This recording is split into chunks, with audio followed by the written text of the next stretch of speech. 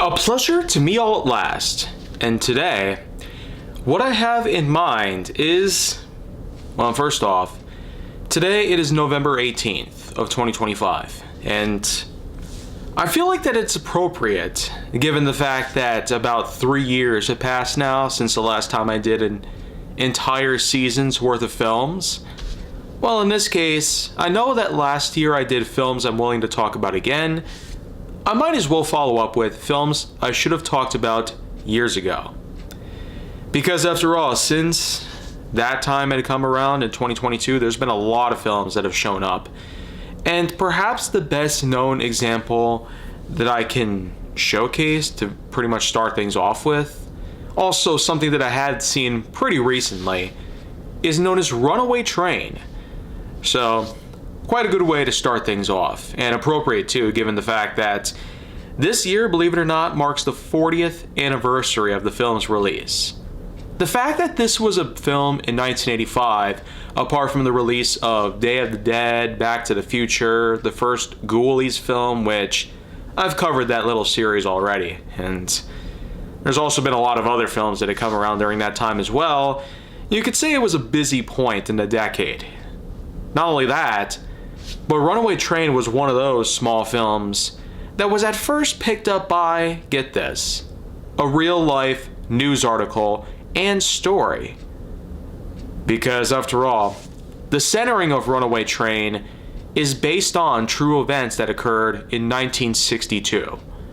Rochester, New York, where the New York Central Railroad had a Quattro pairing of GP20s, engines that were relatively new at the time, and while the engineer was supposed to maneuver the engines around in Rochester Yard, unfortunately they would run out of control after a mysterious event had occurred. The report was never truly published, so we never understand what happened to the engineer, but it was found out that he unfortunately had lied unconscious by the tracks. Considering that is what happened, he very likely ended up with a heart attack or stroke, possibly something else that incapacitated him. And not only that, but he fell off the train too. For the film Runaway Train, though, it's a very different story. It's more fictionalized as a means to differentiate more from its source material. It's kind of like what many other forms of media would do over the years. Most famously, 1,000 Ways to Die, in which it's an entire series based on real-life events. But the names, dates, and even locations are changed in order to protect those identities that have since been deceased, for various reasons. What Runaway Train does is it centers on the likes of Eric Roberts and Jon Voight. These actors were well known specifically for this film.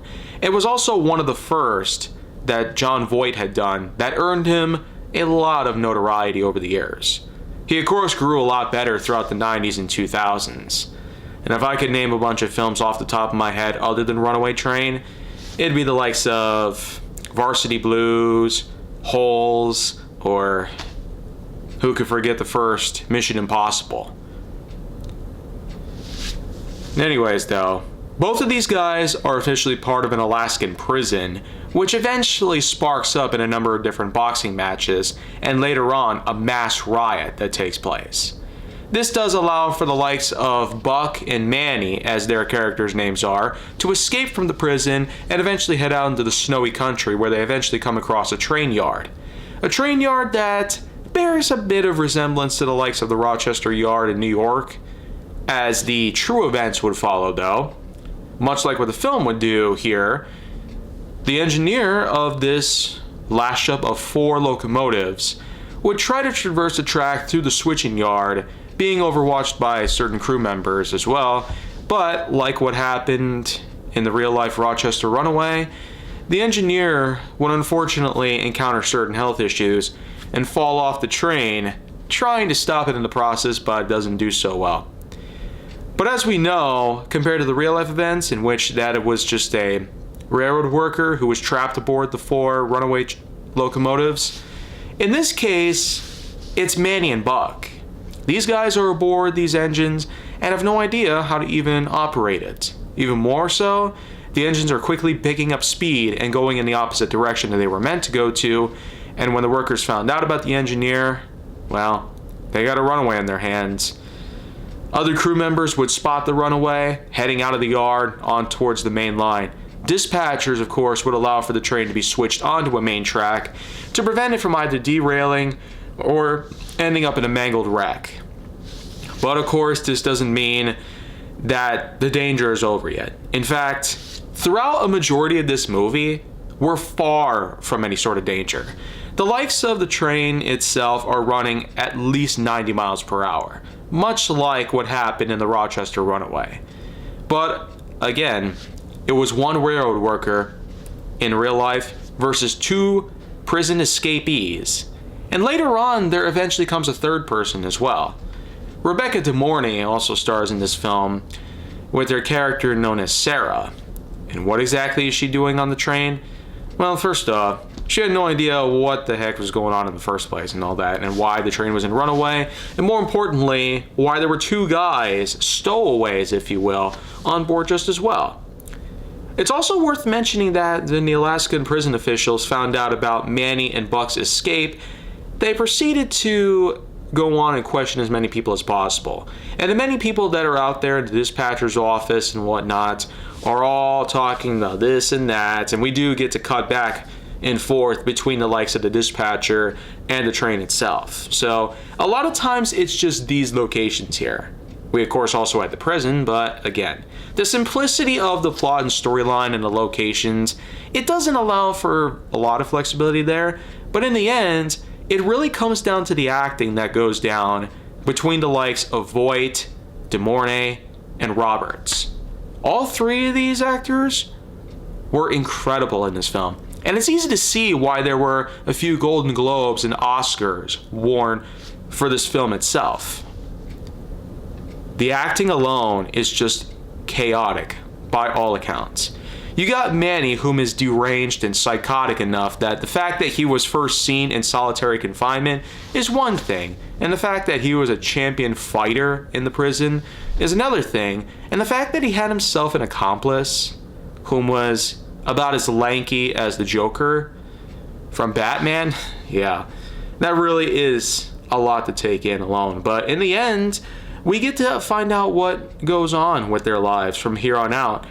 We get to find out that Manny, first of all, explains to Buck that he's going to have to scrub every little spot. You know, it's that kind of dialogue that really is gritty, nitpicky, and pretty psychotic. It really gives you a personality perspective of what Manny was like in the prison before he broke out, and more importantly, what in the world was his life even like before then?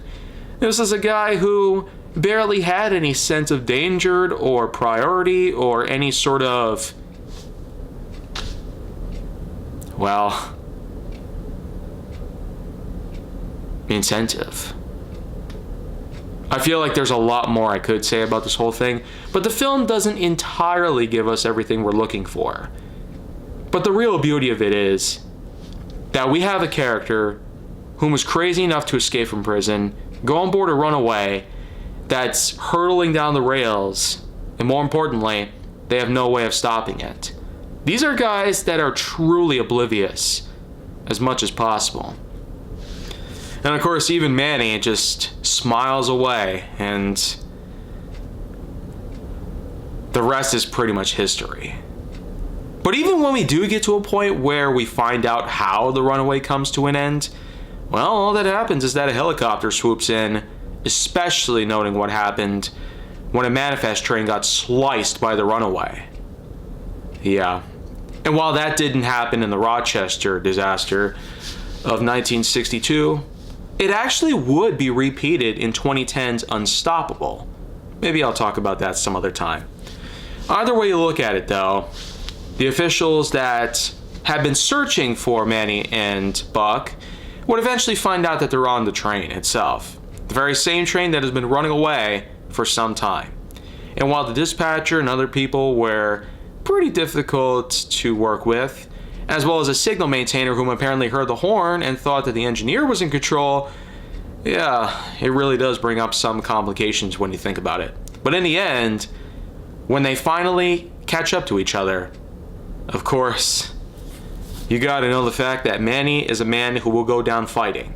And it eventually gets to the point in which that, well, Manny just handcuffs the guy in the first engine, cuts off the other 3 engines, allowing them to come to a stop, and then, as good old Eric Roberts and Rebecca De Mornay just scream out to him, it's pretty much hopeless.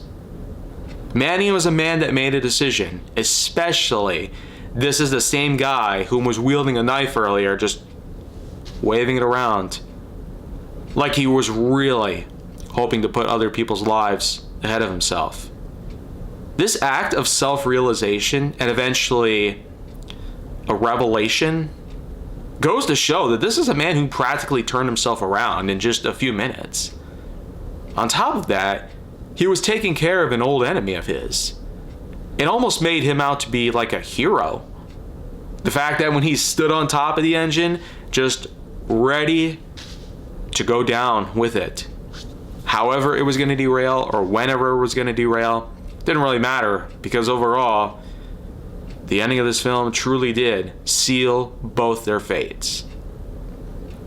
And I feel like that is just pure history. Not only was this film massively successful, but it still does resonate with us 40 years later. Not just the fact that it was based on real life disasters that occurred back in the day, but the fact is, there's always going to be a lot of people out there. Some people are just too far gone. You can never truly save them. But sometimes there are those people that might seem like they're beyond control and beyond anyone else's tutelage, that just apparently flip themselves over. Their personality, behavior, mindset, they all just eventually turn into a very completely different direction. And Manny, he was practically going to risk the lives of both Sarah and Puck, but then of course, he took it upon himself to get up to the lead engine, despite the fact that the second engine was basically an F unit, an older locomotive, apart from the GPs that were along in the lash up as well. But either way you look at it, this was sure to be a lot to take in.